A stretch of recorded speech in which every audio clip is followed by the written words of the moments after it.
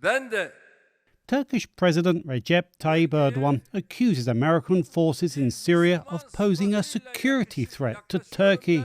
The US troops support rebels with the Syrian Democratic Forces group in its war against the Islamic State militant group. But Ankara believes the SDF is linked to Kurdish insurgents in Turkey. The dispute between the NATO allies escalated when US forces downed a Turkish drone this month, claiming it posed a threat and causing fury in Ankara.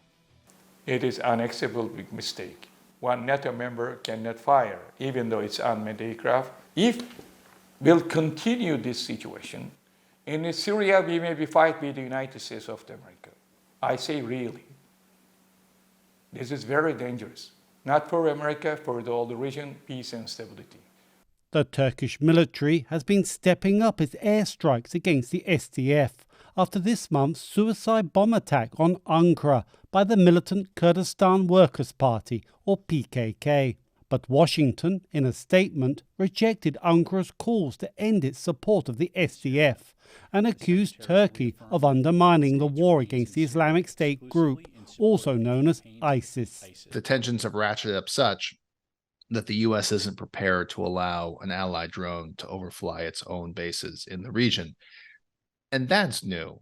And those tensions are considerable because fundamentally, right, if you look at sort of broader U.S. interests, the U.S. has decided that the counterterrorism mission is in its interest in Syria, and that the withdrawal would allow for ISIS or potentially allow for ISIS to regain a foothold and come back. Observers warn the increasing bilateral tensions are impacting efforts to contain the crisis over Hamas's attack against Israel. We've noticed that Secretary Tony Blinken is not passing by Turkey, going to Turkey, or having an intense conversation with his Turkish counterpart, even though Turkey is clearly a country that has a very close relationship with Hamas leadership and can play a role in terms of releasing of hostages. It shows a schism. President Erdogan does not like to be ignored. There's also no trust between the two sides. You do really need confidence-building measures. Erdogan's increasingly fiery remarks about Israel over its war against Hamas also target Washington for supplying military aid to Israel. Analysts say Washington may be too distracted by events in the region to address tensions with Turkey.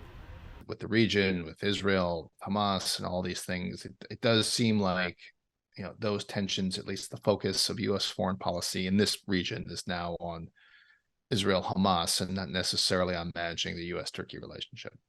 Observers warn that with the Israel-Hamas war raging, any decision by Washington to ignore Ankara, either deliberately or by neglect, could cause tensions to rise across the region. Dorian Jones, VOA News, Istanbul.